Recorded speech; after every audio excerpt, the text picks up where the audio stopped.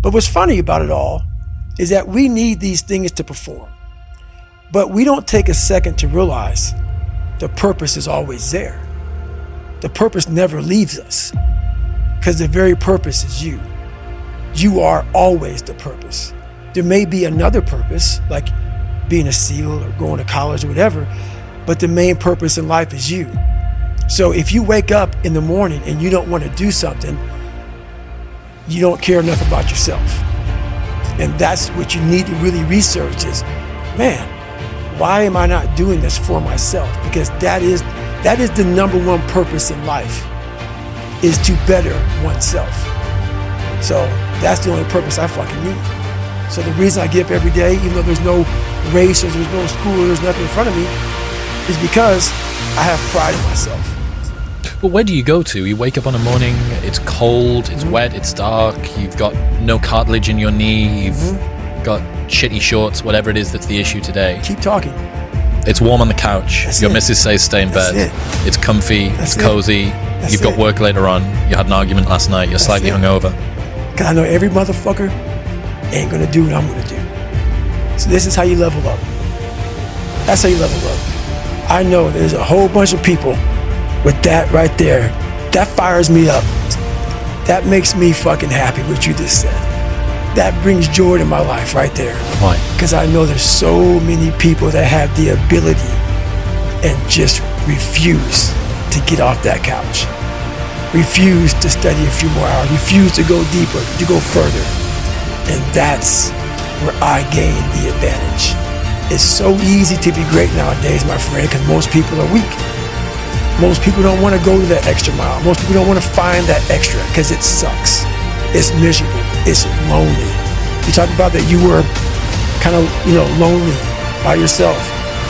I was the same way. And that used to hurt me growing up. Now I fucking thrive in that shit. That's the only place to be. A lot of people, wonder, how did you become this? How did you become so vulnerable? How are you doing a podcast now when you were this kid? You overcame things. You fought them. And now this is what happens. This is on the other side of overcoming. You become very, very powerful when you overcome yourself. All those things you once cowered from, you were afraid of, when you face them eye to eye every day, you now become a person who has a great podcast. Let's say that there's someone listening who resonates with what you're talking about. Mm-hmm. They've been through trauma, they've been through hard times, but they keep breaking promises to themselves, and they're struggling to get off the couch, and they're having a pity party. How can they stop feeling sorry for themselves? That's a difficult one, because you have to want it. You have to want to be better. And it starts off with, you have to have pride in yourself. You have to have pride in yourself. You have to have this something about you, whether it's your last name, whether it's just the smallest thing. You have to be proud of yourself. If you have no pride in yourself, I can't give it to you. Because you're always going to compromise. You're always going to fold. Always. I'm very proud of myself. That's why when people said, no way you can do better than Can't Hurt Me. Roger that. We'll fucking see. Because a lot of people, when they think about working out, they think of it as being a physical thing. Right, no. I did it for mental. Yeah. People always say, my God, like, no, don't look at it like, I didn't care about losing weight. I didn't care about being the fastest person. I wasn't making the Olympics. I wasn't going to pros. I could barely read and write when I was in a junior in high school. I wasn't going anywhere. I saw working out as a way for me to build calluses on my mind. I had to callous over the victim's mentality. So I watched these movies. I talked about Rocky last time I was on here. I always equated training to mental toughening. Like, it always looked brutal. People waking up early and doing all these things and look horrible. I was like, wow, man, I gotta start doing that. Not to get better, bigger, and stronger, but that is what's gonna build me. That looks uncomfortable. That looks brutal. And getting up early, I don't wanna do that. So I made this long list of things that I don't wanna do. And through that, I found myself. I started, I'm like, you guys aren't doing this shit in high school. You guys aren't getting up at 5 o'clock in the morning, running over here in this golf course. So I started seeing myself very differently than the average human being. I was like, hang on a second. I have something they don't have. And that's when I started to develop these things through working out. It was this great, never-ending work ethic. And through work ethic, I developed self-esteem. Now, is this something that you learned? Is this something you learned yourself from exercise yourself, or is this something you had read or heard about?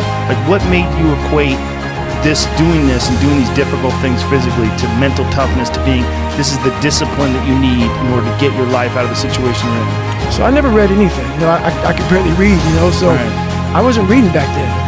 I watched a lot of movies, and I was really big into visualization. And I always equated working out to struggle. And I struggled my whole life, but I ran from it. So I started realizing that I got to start facing the struggle, and I got to be mentally strong for the struggle. So that's why I started coming up with I'm training for life. Mentally, I'm training for life. I'm not training for to lift 400 pounds. And I found out on my own pretty much is that through discipline, through self-discipline, through repetition, through tons of repetition of the same thing that you don't want to do, and that's the key thing. Through repetition of things you don't want to do, you develop mental, like an armor for your mind. Start to armor your mind, because your mind's like, okay, we suffer every day. It's what we do. We do stuff that sucks every day. So then when the suck stuff comes, you're ready for it. And that's how it started coming up. I just started being very uncomfortable. And now it's like just a way of life. It's a crazy thing to figure out, though. It's like that you figured it out, and you didn't just figure it out, you embraced it. Like when you were talking about your senior year of high school, when you were talking about your mirror being your accountability mirror, like you had a radical shift.